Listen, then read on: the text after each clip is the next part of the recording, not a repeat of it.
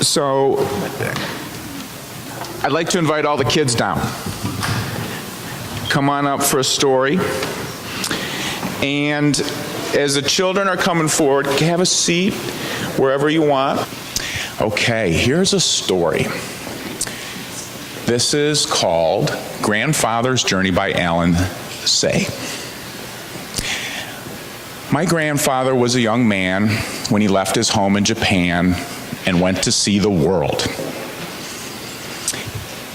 He wore European clothes for the first time and began his journey on a steamship.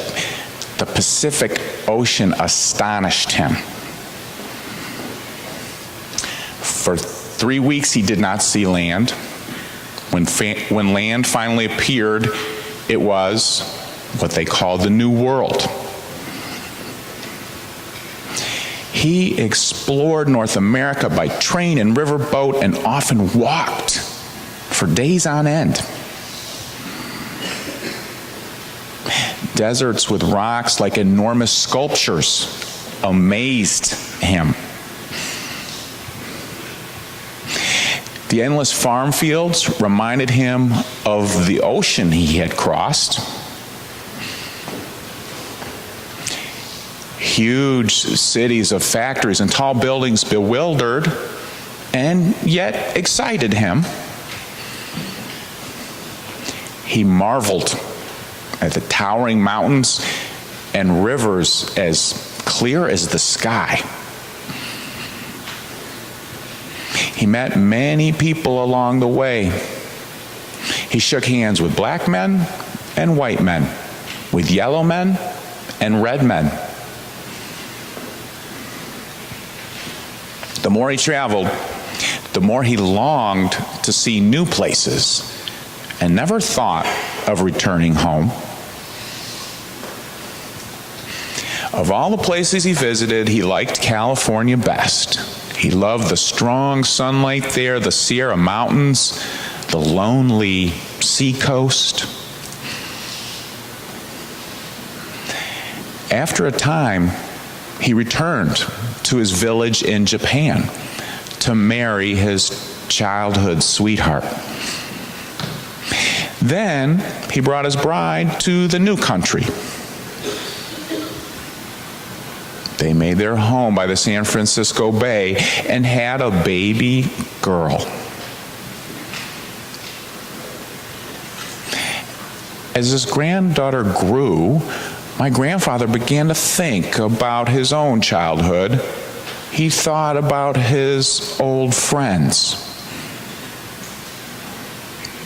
He remembered the mountains and rivers of his home. He surrounded himself with songbirds, but he couldn't forget. Finally, when his daughter was nearly grown, he could wait no more.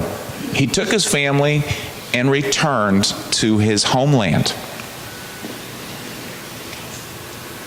Once again, he saw the mountains and rivers of his childhood. They were just as he remembered them. Once again, he exchanged stories and laughed with his old friends.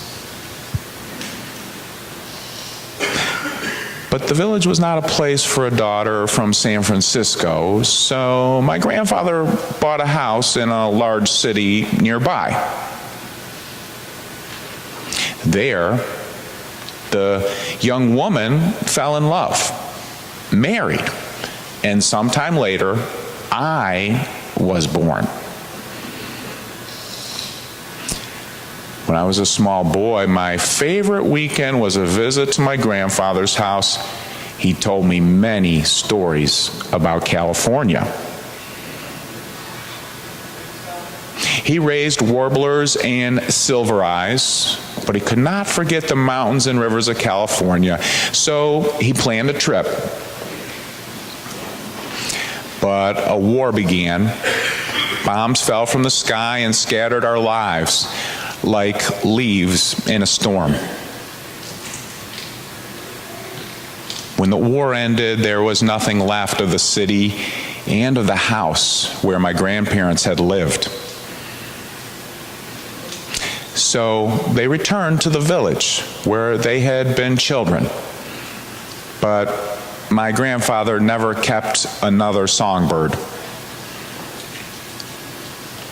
The last time I saw him, my grandfather said that he longed to see California one more time.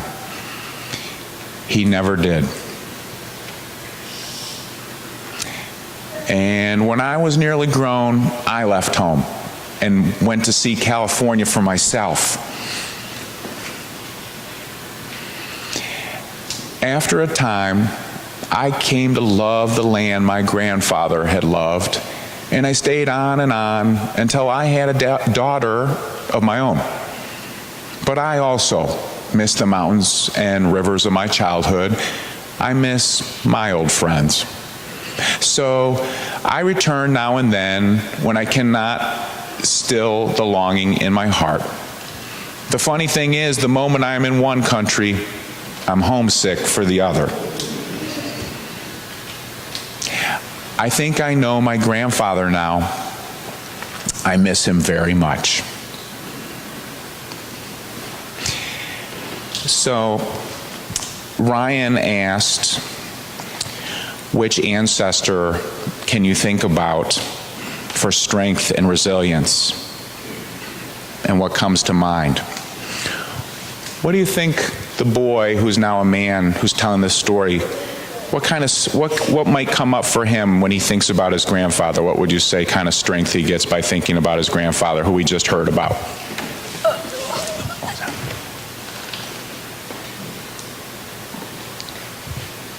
Maybe some courage and passion to do new things and to stay connected to old friends and people.